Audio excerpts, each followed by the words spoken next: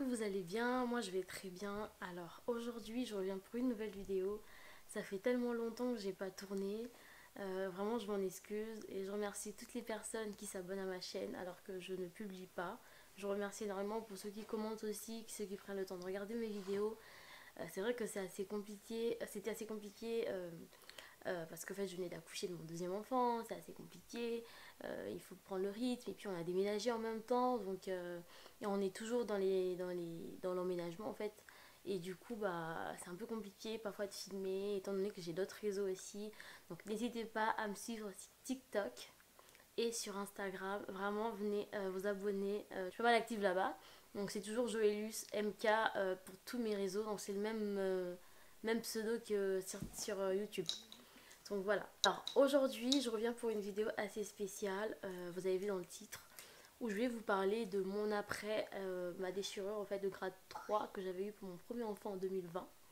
Pourquoi je fais cette vidéo Je reviens avec cette vidéo là, c'est parce qu'au fait, je m'attendais pas du tout à avoir autant de témoignages des mamans qui ont subi la même chose.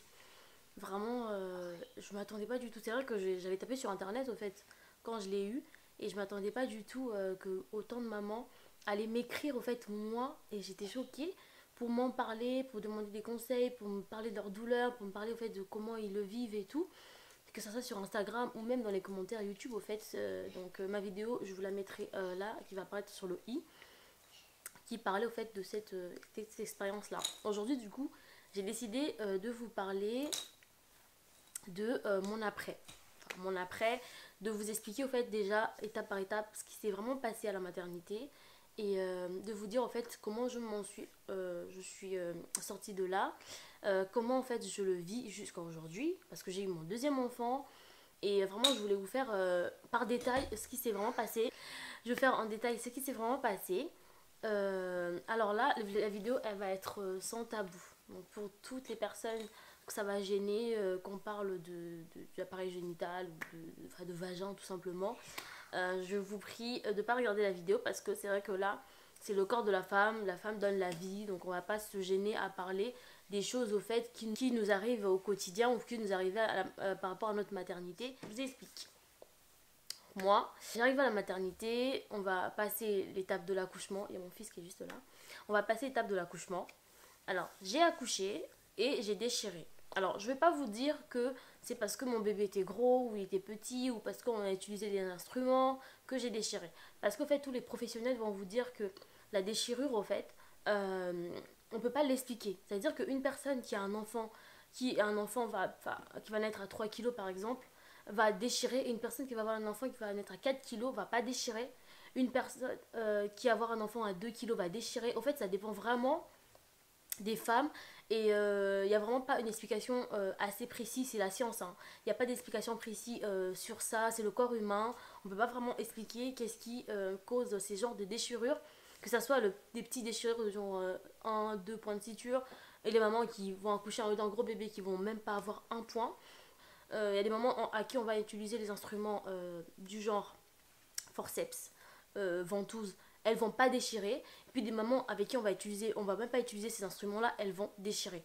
Donc en fait, on peut pas vraiment vous expliquer. Donc je veux vraiment pas, c'est pour ça que je vais pas rentrer dans les détails de comment s'est passé vraiment mon accouchement. De toute façon, je vous l'avais expliqué. Du coup, j'ai déchiré. La dame, elle me dit tout simplement, l'obstétricienne en fait qui était venue, elle me dit que je vais vous recoudre, mais ça va prendre beaucoup de temps. Reposez-vous parce que c'est vrai que vous êtes fatigué. Je suis arrivée, j'ai accouché à 11h. Il était j'ai accouché à 11h, je suis arrivée là-bas à 1h. C'est-à-dire que pendant tout ce temps, j'ai pas mangé. Ça, c'est vraiment l'erreur que j'avais fait pour mon premier. J'avais pas du tout mangé. Parce que déjà, c'était la nuit, hein. J'avais mangé la veille, mais pas forcément beaucoup. J'avais pas bu parce qu'en fait, j'étais partie dans l'optique où faut pas boire, tout ça et tout. Mais pour mon deuxième, j'ai quand même pris une bouteille d'eau. Donc, j'avais que le vaporisateur, là, l'eau, là, qu'on donne au fait. Que je prenais, que mon chéri me mettait dans la bouche pour pas que ma bouche elle sèche. Sinon, en fait, j'avais rien du tout. J'étais déjà épuisée. Donc, elle m'a dit dormez. Et là, on m'a mis une grosse dose de péridurale. Parce que, au fait, de base, j'avais déjà la péridurale, déjà pour accoucher. Donc, La péridurale plus ce qu'elle m'a rajouté après pour pas que je ressente rien du tout. Parce que c'est vrai qu'au début, quand elle m'a mis, je ressentais un peu, au fait, des gènes, mais ça me faisait pas mal. Et vraiment, je voulais rien ressentir. Je savais même pas ce qui se passait vraiment en bas. Et du coup, bah, j'étais vraiment pas bien. Et j'ai dit, bah, allez, donnez-moi une grosse dose. Du coup, elle m'a donné une forte dose. Et j'ai dormi pendant 1h30, 2h. Je vous dis, ça a duré 2 heures. Vraiment, monsieur était avec le bébé. Donc, j'ai continué à dormir. Et quand ils ont fini, bah, je ressentais rien. Tout allait bien parce que j'avais encore la péridurale. Puis on arrive vers 15h. Je vous dis vraiment, il est 15h. C'est-à-dire que là, je suis là depuis 1h du matin. Il est 15h. J'ai pas mangé. Je suis fatiguée. Je commence à avoir très très soif.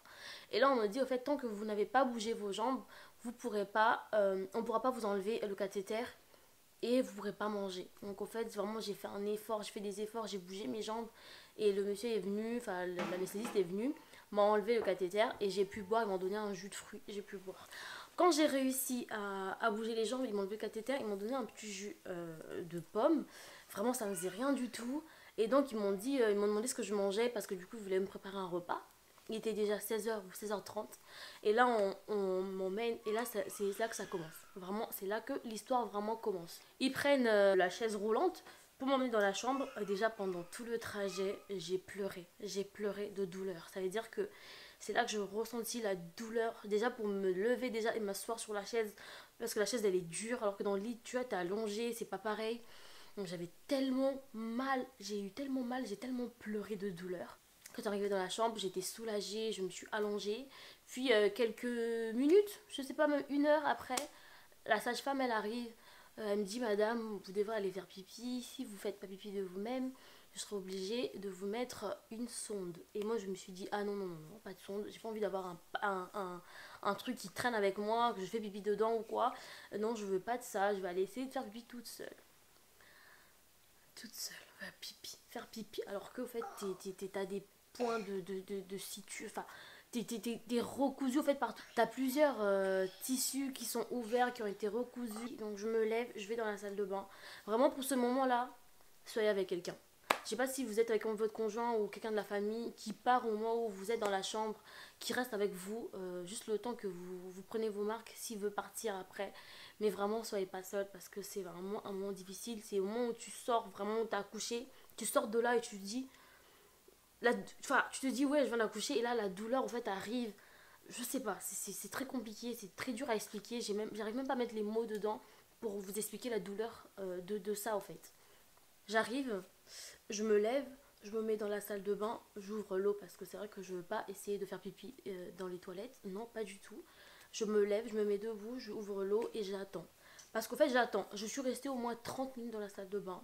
Je ne voulais pas bouger. Pourquoi? Parce que je veux pas pousser. En fait, vous savez, quand vous voulez faire pipi, vous donnez une pression en fait. Vous savez, genre comme si vous étiez en train de contracter.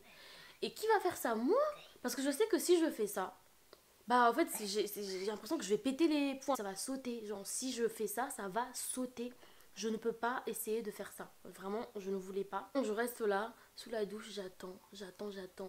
Et là, j'attends que ça vienne tout seul. J'attends en fait peut-être que le bruit de l'eau me donne envie de faire pipi. Je sais pas, mais en tout cas, j'avais déjà pas envie de faire pipi parce qu'en fait, déjà, c'est pour ça qu'elle m'avait dit, j'ai pas envie que vous fassiez une infection. Comme vous avez eu beaucoup de doses de péridurale, vous n'allez pas avoir envie de faire pipi. Mais il faut que vous y allez faire pipi de vous-même. En fait, dites-vous qu'après quelques heures, il faut aller faire pipi. Après quelques heures, il faut aller faire pipi. Je sais pas, elle m'avait dit toutes les 5, toutes les 4 heures, je sais plus. Mais elle m'avait dit, il dit même à messieurs et tout, il faut lui dire d'aller faire pipi.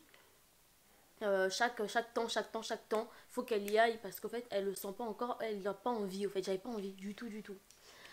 Donc là, je me mets sous la douche et tout. L'eau, elle coule. Et là, je sens un liquide mais chaud qui coule entre mes jambes. Et là, je crie. Parce qu'au fait, sans vous mentir, la chaleur de l'acidité du pipi avec les péridurales, tout ça, les médicaments, bah, ça m'a piqué. Ah, c'est... Ça m'avait tellement piqué, j'avais tellement eu mal. En ce moment-là, j'ai eu tellement mal. J'ai crié, j'ai mis l'eau vite, mais je voulais pas mettre de pression non plus. Et je pouvais même pas essuyer, en fait, parce qu'en fait, quand je prenais du papier, en fait, tu sens comme une bosse, genre comme si c'était pas ta peau. C'est trop bizarre, cette déchirure. C'est trop bizarre, c'est trop bizarre. et je sors de la douche. Et je fais ça tout le temps en fait, à chaque fois, je vais toujours faire pipi sous la douche parce que j'ai très très mal. Je me souviens que pendant mes 5 jours d'hospitalisation, parce que je suis restée 5 jours, je n'ai pas du tout fait pipi dans la cuvette. Non, j'ai pas touché la cuvette, je suis pas allée dessus. Peut-être à la fin, je vais vous expliquer le dernier jour, mais sinon, je voulais pas y aller. Pendant mon séjour, j'ai pris des médicaments.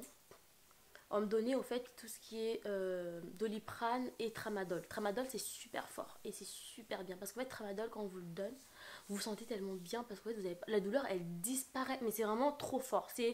Au fait, c'est plus fort que l'ibuprofène. C'est super fort, sauf qu'en fait, moi, je pouvais pas le prendre longtemps étant donné que je voulais allaiter mon enfant. Donc, j'ai pris que un jour et demi, je crois, ou 2 jours, et on m'a dit d'arrêter. Et quand on m'a dit d'arrêter le Tramadol, je l'ai mal vécu parce qu'en fait j'avais très très très mal, j'avais super mal, j'arrivais pas à marcher, on me forçait à marcher et vraiment je remercie ces dames là parce que j'ai des témoignages de femmes qui me disent qu'elles n'arrivent pas à très bien marcher après un mois d'accouchement. Moi au bout de 5 jours, au bout de 2 3 jours, je me baladais dans le couloir toute seule. Elle me disait touchez pas le mur parce que je touchais le mur comme ça, je m'avançais comme ça. Elle me disait non non non, avancez tout seul, restez au milieu. J'essayais de marcher tout le temps. Et elles m'ont aussi donné, quoi encore? Elles m'ont donné des glaçons. C'est-à-dire qu'en fait, à chaque fois, peu importe ce que je mettais, parce que de toute façon, je m'habillais même pas, je mettais que des robes. À chaque fois que je m'habillais, au fait, c'était toujours mouillé par derrière. Pourquoi? Parce qu'en fait, elles me donnaient du sort de poche avec plein de petits glaçons dedans. Et je mettais dans ma culotte. Vraiment, ça me soulageait, mais vraiment, j'étais très très soulagée. C'était super, je me sentais super bien avec ces glaçons. Du coup, j'en avais tout le temps, la nuit, la journée. Après, la chance que j'avais accouché en été, j'avais pas du tout froid du coup, parce que bah, j'avais tout le temps des glaçons sur moi et ça me soulageait énormément d'avoir ces glaçons là. Un autre problème du coup que j'ai eu aussi, enfin, problème du coup, ce qui m'a contrarié, ça a été le caca simplement. Aller à la selle. La selle, ça a été plus compliqué.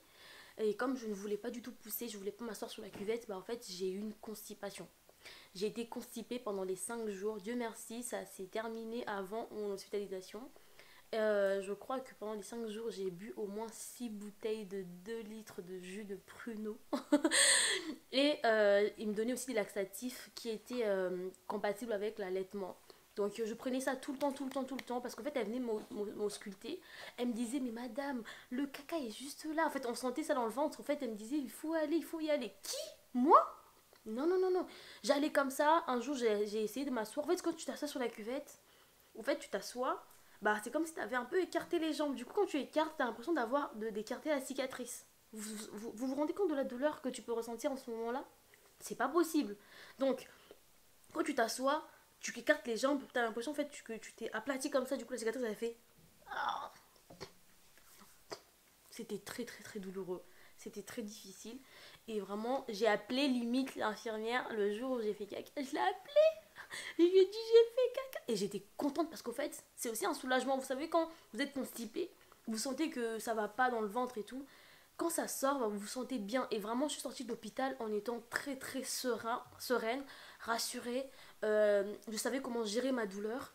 Je savais comment marcher, comment m'asseoir. Je pouvais aller à la selle. Vraiment, ils m'ont énormément aidé, ces dames-là. Mon séjour, ça s'est très bien passé. Par contre, au fait, bah, tout ça s'ajoute avec la douleur des contractions en fait, que vous avez les contractions utérines qu'on a en fait une fois qu'on a accouché. On a des contractions pour que l'utérus se remette en place. Bah il y a ces contractions là qui se rajoutent avec la douleur d'en bas. Bah t'as la montée de lait. Au fait c'est très très douloureux. Au fait les gens, je crois que les gens ne se rendent pas compte de comment c'est difficile. Même ton séjour à la maternité, au fait, c'est compliqué, mais vraiment. Puis quand tu rentres à la maison, la vie, elle reprend et tu te dis, voilà, ça commence vraiment où je dois m'occuper d'un bébé, tu vois. Mais c'était très douloureux, cette cicatrice. Au fait, elle se rajoutait sur toutes les douleurs qui pouvaient exister déjà. Après, du coup, ce qui m'a sauvée. Alors, ce qui m'a sauvée, moi, je trouve que c'est ça qui m'a sauvée parce qu'en fait, après que j'ai parlé à plusieurs femmes, je me suis rendu compte que ce que moi j'avais fait du coup m'avait énormément aidé et elles n'avaient pas eu ça, enfin toutes, elles n'ont pas toutes eu ça. Je vous disais, quand je suis rentrée, avant de partir, ils m'ont donné bah, toutes les ordonnances, pupule, tout ça et tout. Elle m'a donné rendez-vous avec elle dans 2 mois. Ça c'est une femme, il y a une dame aussi avec qui j'ai parlé qui m'a dit pareil, qu'elle a vu son obstétricienne au bout de 2 mois. Ça c'est vrai, C'est bon aussi, ça a été au bout de 2 mois. Mais pendant les 2 mois, avant de faire un rendez-vous avec elle pour qu'elle puisse vérifier ma cicatrice, pour qu'elle puisse vérifier si l'utérus est bien, si l'utérus est bien remis en place, elle m'a donné une ordonnance pour aller voir un kiné. Elle m'a dit, madame, je sais que normalement c'est 6 semaines, 8 semaines que tu fais la rééducation quand tu viens d'accoucher. Je crois que c'est ça, 6 ou 8 semaines, c'est ce que je fais pour mon deuxième enfant. Mais là, elle m'avait dit, je sais que ça va être dur pour vous parce que vous avez encore un petit bébé à la maison, mais il faut que vous alliez voir un kiné pour faire une rééducation à partir de maintenant. C'est ça qui m'a sauvée. Elle m'a dit, ça ne sera pas avec une sage-femme, mais avec un kiné spécialisé. Et elle m'a donné des noms et tout. Elle m'a demandé où j'habitais. Du coup, elle m'a donné des noms par rapport aux gens qui étaient à côté de chez moi. Quand je suis rentrée à la maison, c'est vrai que pendant une semaine, j'ai pas appelé du tout parce que vraiment, je voulais profiter et ça me saoulait de pouvoir aller à des rendez-vous aussitôt. Mais après, on s'est dit, bah moi, je me suis dit, au fait, à ce moment-là, je me suis dit, bah en fait, c'était la procédure pour tout le monde. Et je me rends compte que c'est pas tout le monde qui a eu ça, au fait. Et je suis allée voir ce kiné-là. C'est vrai que c'est difficile parce qu'en fait, le bébé est tout petit. Mais j'allais avec lui parce que je l'allaitais. Du coup, on allait avec monsieur parce qu'il était aussi en congé. On partait, je faisais 2 séances par semaine. Et j'ai fait ça pendant 2 semaines, 2 mois. Vous vous rendez compte? Pendant 2 mois. Après, ça va, il y a 2 semaines où elle me disait, bon, là, on va faire qu'une semaine, c'est bon. Et j'ai fait ça pendant tout ce temps. Du coup, ça fait on a 4 semaines dans le mois. Si on met 2, on a à 8, on a 16 séances. Je crois que j'ai dû en faire 13 peut-être. On y allait comme ça, j'y allais le matin. Du coup, même quand je l'ai appelée, elle m'a dit, pourquoi vous voulez faire une rééducation maintenant alors que vous venez d'accoucher? Je lui ai expliqué que j'étais déchirée. Et c'est là qu'elle m'a dit, ah oui, oui, oui, c'est vrai que quand vous êtes déchirée comme ça, c'est mieux de faire une rééducation plus tôt. Et quand je suis allée avec elle, je me suis rendu compte que c'est pas la même rééducation que tu fais avec la sage-femme parce que j'ai fait avec la sage-femme pour mon deuxième. Et là, c'était vraiment une rééducation précise pour ce que j'avais eu. Ça veut dire qu'elle me faisait faire des exercices pour ça. Elle me faisait contracter. En même temps, elle me faisait faire sur les instruments. Ça veut dire qu'en fait, j'étais sur des ballons, sur des machines, sans forcément qu'elle touche en bas. En fait, elle me faisait pas de toucher ou quoi. Pour pas non plus me faire mal, elle me disait bon ça vous allez voir ça avec votre obstétricienne, même si elle peut le faire. Elle m'a fait le premier jour parce elle voulait vérifier ce qu'il y avait, mais après elle m'a pas touché du tout parce que vu comme elle a laissé l'obstétricienne vérifier si c'était bon ou pas pour que je retourne avec elle ou pas. Voilà, à la fin de la séance. Donc on a fait ça et je faisais plein d'exercices, je faisais des abdos. Du coup en fait elle me faisait vraiment des exercices adaptés sans qu'au fait ça touche sur le fait, vous voyez quand on parle de descente d'organes, quand on dit au fait il faut attendre un peu de faire la rééducation avant d'aller en sport parce qu'au fait il y a une descente d'organes. Elle, du coup, elle faisait des exercices qui sont adaptés à une femme qui vient d'accoucher avant une rééducation. J'ai fait des abdos, vraiment, en plus, ça m'a tellement aidée au point même que j'ai perdu du ventre grâce à elle. Je faisais des abdos avec elle, du coup, je reprenais à la maison, elle me faisait sur des petits ballons que je montais dessus, je faisais une sorte d'équilibre. En fait, elle m'a fait faire des choses pour que je puisse remarcher et être normale même si j'avais cette cicatrice au fait. Ce qui fait qu'il y a plusieurs femmes qui n'ont pas eu à faire ça, qui ont attendu 2 mois pour faire leur rééducation. Et il y a une dame qui m'a même dit qu'au bout de 1 mois, elle n'arrive toujours pas à marcher. Vous vous rendez compte de ce qui s'est passé? Ça veut dire qu'au fait, j'ai conseillé à toutes ces femmes-là d'aller voir leur sage-femme ou directement d'appeler un kiné spécialisé, leur sage-femme qui va leur donner des coordonnées, ou au fait d'aller directement s'ils connaissent des gens spécialisés en tapant sur Doctolib ou quoi, peu importe ce que vous avez comme site, pour pouvoir voir un kiné et faire des exercices. C'est pas trop tard, ce n'est pas trop tard au fait. Si vous avez mal, il faut aller voir quelqu'un. Ne restez pas comme ça chez vous à avoir mal, à vous dire ben c'est normal parce que je vais accoucher. Non, non, non, il faut aller consulter quand vous avez mal, mesdames. Si vous n'arrivez pas à reprendre votre vie, que ce soit la vie sexuelle ou quoi, votre conjoint, que vous n'y arrivez pas du tout, allez consulter. Et que si vous voulez le faire, bien sûr, si vous voulez le faire et que vous voulez reprendre votre vie sexuelle avec votre conjoint, votre mari, allez consulter. Vous pouvez pas rester comme ça et dire bon c'est normal, je viens d'accoucher, j'ai accouché, bon c'était le cycle de la vie, c'est comme ça. Non, non, non, non. C'est pas, on n'accouche pas pour être condamné après. Non, on donne la vie, c'est beau, les enfants sont là, on les aime, mais nous on a une vie aussi, donc il faut y aller. Il faut aller consulter, il faut aller voir des gens. Je sais que c'est énervant, moi c'était trop, vous voyez, j'ai fait plein de séances. J'ai fait déjà plein de rendez-vous en étant enceinte. Et là, je reviens, j'accouche, je fais encore plein de rendez-vous. Bah, en fait, t'es fatiguée, t'en as marre, au fait. Mais ça m'a fait énormément du bien. Parce qu'en fait, au bout de 2 mois, je suis allée la voir, elle a regardé ma cicatrice, elle a regardé, elle m'a fait des échographies, elle a vu comment l'utérus s'était remis en place, la cicatrice a été bien cicatrisée. Elle m'a demandé est-ce que vous voulez continuer avec la kiné ou voir au moins avec votre sage-femme pour 2-3 séances. Et comme ça, après, bah, c'est fini. Je lui ai dit non, je vais voir avec ma sage-femme puisqu'elle habite à côté. Comme ça, en fait, bah, on va faire. Je lui ai demandé est-ce que j'ai besoin encore de kiné. Elle m'a dit non, le kiné, pour moi, le kiné, c'est bon. Mais après, ça dépend. Si vous êtes déjà habitué à elle, bah, vous pouvez continuer avec elle pour les 2 séances qui restent. 1 ou 2 séances, ça veut dire que c'est elle, à elle de voir. Parce qu'elle m'a fait du coup une ordonnance pour lui dire que tout était remis en place, tout ça et tout, mais qu'elle pouvait regarder pour 2-3 séances. Non, pour 1 ou 2 séances. Elle m'a dit soit elle, soit votre sage-femme qui peut vous voir en fait si elle a de la disponibilité, sinon vous retournez chez la kiné. Je suis rentrée chez moi, j'ai vu ma sage-femme, je l'ai appelée, elle m'a dit qu'elle avait de la place, je suis partie, elle a regardé, elle m'a même forcé à regarder ma cicatrice quand elle venait à la maison. Vous savez, quand on venait d'accoucher, la sage-femme elle vient à la maison pour voir le bébé. Elle m'a regardé, elle m'a dit il faut que je vous montre votre cicatrice pour que vous puissiez vous rendre compte de ce qui est arrivé, de ce qui s'est passé et que vous puissiez l'accepter. Parce qu'en fait, c'est vrai qu'au début, je l'acceptais pas. Je me disais, mais je suis plus naturelle au fait en bas, qu'il n'y a rien qui allait, que je suis. La cicatrice, au fait, vous savez, ça fait du vagin à l'anus. Et je me suis dit, au fait, entre les deux, bah, en fait, c'est pas relié naturellement, c'est relié par des fils, c'est cousu. Enfin, bref, ça, je suis pas bien et tout. Elle a pris un miroir, elle m'a montré. Et j'ai vu que j'avais bien cicatrisé, que c'était bien fait. Vraiment, c'était super bien fait. Elle m'a pas serré, elle m'a pas fait des choses bizarres, mais vraiment c'était super bien fait. Je remercie vraiment cette obstétricienne, pardon, qui m'a énormément a pris soin de moi en fait après cet accouchement assez. J'ai même pas de mots en fait. Donc j'ai vu ma sage-femme, après j'ai vu une fois en fait, elle a regardé aussi, elle m'a dit bah ça va, est-ce que vous voulez, vous sentez comment? Je lui ai dit mais moi je vais très bien, elle m'a dit bah super. Je suis rentrée chez moi, j'ai repris ma vie au fait, c'est super bien passé. J'ai repris ma vie, déjà même au bout d'un mois, voilà, je suis pas venue étaler ma vie ici, hein, je suis en train de vous expliquer au fait.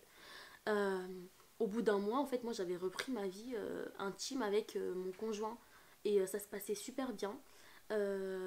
Après, je vais vous dire un peu le ressenti que j'avais à ce moment-là. Peut-être que ça arrive aux femmes. Si je vous le dis, peut-être que vous allez vous rendre compte que c'est normal, que ça arrive à moi aussi, que vous puissiez pas vous arrêter sur le fait que bah oui j'avais mal et du coup c'est bon, je ferai plus. C'est vrai qu'au fait au début ça fait super mal. Au moment où vous commencez au fait ça fait mal. Mais pendant l'acte, au fait, il n'y a pas de douleur. Mais au fait, à la fin, quand vous finissez, moi, je vais vous dire la vérité, j'avais super chaud. C'est comme une sensation de brûlure après. Comme si vraiment tu étais en train de brûler. Et ce que je faisais, c'est que bah, je mettais un gant mouillé, au fait, un gant que j'utilisais que pour ça, que j'avais coupé en plusieurs parties. Et je mettais une serviette, bah, vous mettez une serviette je mettais une serviette, que ce soit que je saigne ou pas, je mettais quand même. Parce qu'en fait, j'avais besoin en fait de froid. Et du coup, je prenais une serviette, je mettais avec l'eau fraîche et je mettais dans la culotte pour que ça puisse enlever cette sensation de chaud que j'avais après en fait. Et ça s'est passé, ça a fait ça 2-3 fois. Et après, il n'y avait plus rien. Il n'y avait plus rien du tout. Juste au fait, il y a eu un petit désagrément au moment où j'allais à la selle. Du coup, c'est ce que j'ai vu. J'avais vu avec. Parce que j'avais cru que c'était des hémorroïdes. J'ai vu directement avec l'obstétricienne, du coup, quand je l'ai vu. En fait, quand j'allais à la selle, j'avais au fait une sensation comme si au fait ça piquait. Vous savez, quand vous avez une plaie là, quand vous avez une plaie et que vous ouvrez la bouche, vous sentez comme si ça coupait. Je sentais ça en fait au niveau de l'anus. Et elle a regardé, elle a vu que c'était pas des hémorroïdes, qu'il y avait juste une sorte de rougeur. Elle m'a donné une pommade. Et au bout de 2-3 applications, ça allait super bien. Donc j'ai repris ma vie. Au bout d'un an et 3 mois, je suis retombée enceinte. J'ai eu mon deuxième enfant. L'équipe médicale de la même maternité à qui j'ai expliqué ce que j'avais eu du coup, bah, parce que c'est pas forcément les mêmes médecins, avait écrit ça sur mon dossier. J'avais même fait une sorte de lettre, là, je sais plus comment on appelle ça, pour dire comment je voulais que mon accouchement se passe et ça s'est passé exactement comme je le voulais. J'ai accouché par voie basse. Je n'ai pas déchiré, j'ai eu des fissures, c'est vrai, parce que c'est un endroit qui est assez fragilisé. J'ai eu des fissures, donc c'est des fissures qui ont été cousues. Mais la rééducation, je l'ai fait au bout de 2 mois, parce qu'en fait, j'ai été hospitalisée pendant 3 jours et je suis rentrée chez moi, j'allais super bien. J'avais pas forcément de grosses douleurs, puisque j'avais mon grand, je m'en occupais. J'avais pas forcément mal, j'avais eu juste mal le premier ou deuxième jour. Bah, c'est normal parce que ça pique un peu parce qu'il y a quand même, elle a quand même recousu tout le long. En fait, elle a tout recousu parce qu'en fait, elle devrait cacher les fissures qui étaient tout le long de la cicatrice. Donc, elle a tout recousu, mais comme c'était assez superficiel, puisqu'en fait, il n'y avait pas beaucoup de tissu qui était touché. J'avais pas mal, c'est vrai que ça picotait, mais j'avais pas forcément mal au fait, genre très très mal. Ça piquait quand même, ça piquait, mais j'avais pas beaucoup mal. Et puis bah j'ai repris ma vie, ça se passe très très bien, j'ai pas mal du tout, j'ai pas de douleur. Et ça se passe très très très bien. J'ai fait ma rééducation avec une sage-femme normale, donc comme toutes les femmes, tout ça. Et ça se passe très très bien. On compte avoir un troisième enfant dans l'avenir, au fait. Bah, du coup, j'accoucherai toujours par voie basse. Si je peux, je le ferai. Donc voilà. C'est vraiment, en fait, cette vidéo, c'est aussi pour vous dire, les mamans, nous sommes des warriors, au fait. Nous sommes des femmes fortes. Parce qu'au fait, on a mis au monde. Mais la vie ne s'arrête pas au bébé, ça s'arrête pas à ça. Parce qu'au fait, avant d'être maman, nous sommes des femmes. Faut prendre soin de soi. Je sais que c'est difficile, c'est des rendez-vous, c'est de temps, parce qu'en fait, tu as l'enfant à prendre soin. Mais il ne faut pas négliger la rééducation, parce qu'il y a plein de femmes qui ne le font pas. Faut pas négliger la rééducation, faut pas négliger, parce qu'au fait, parce qu'un corps s'est transformé, pour qu'elle se remette en place, il faut travailler dessus. Il faut travailler dessus, vous ne pouvez pas laisser comme ça. Et ça s'arrête pas là, comme j'ai dit, l'accouchement s'arrête pas au bébé. Ça s'arrête pas là. Nous, on est des femmes, nous sommes des femmes, nous avons besoin de prendre soin de nous. Je parle pas de maquillage, je ne parle pas de s'habiller ou quoi, je parle juste au fait même du plan physique au fait. Physique. Tu vas pas rester là à pleurer ou à commencer à trébucher, à mal marcher parce qu'au fait tu as une déchirure ou parce que fait, quand tu as accouché ça t'a fait quelque chose et du coup toi, tu te dis c'est normal. Non, c'est pas normal. Un corps peut se remettre en place. Un corps a besoin d'être rééduqué. C'est comme une personne, par exemple, c'est un exemple, c'est pas dire que c'est la même chose. Tu as un accident, tu as été immobilisé pendant plusieurs mois. Tu peux pas juste te lever comme ça et marcher. Ton corps a besoin d'être réadapté. D'où le fait que les gens font de kiné pour essayer de remarcher, pour apprendre à remarcher, pour apprendre à utiliser leurs mains qu'ils ont déjà utilisées pendant des années. Notre corps a travaillé pendant un bon moment pour qu'il puisse se remettre comme elle était. Elle ne peut pas se remettre tout seul. Il faut que vous puissiez faire des efforts.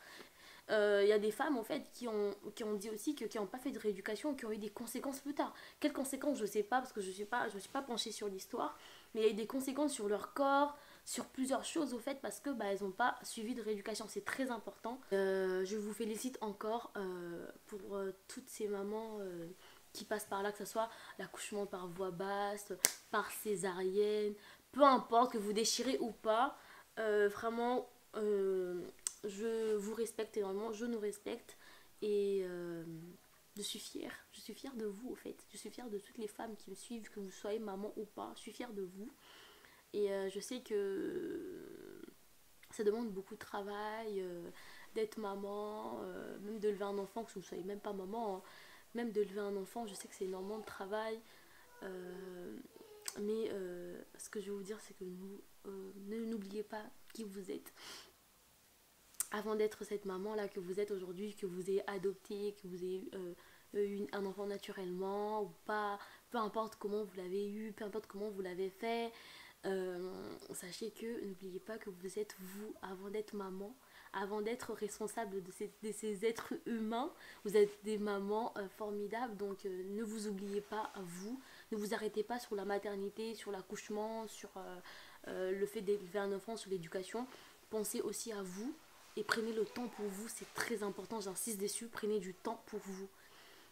Donc voilà le message que je voulais vous lancer. La vidéo va être un peu longue, mais je voulais vraiment vous parler et vous dire tout ça. Je vous aime beaucoup, je vous fais des gros bisous. Voilà, la vidéo elle est terminée. Si cette vidéo elle vous a plu, n'hésitez pas à vous abonner, à liker, à commenter. Je vous fais des gros bisous. Ciao.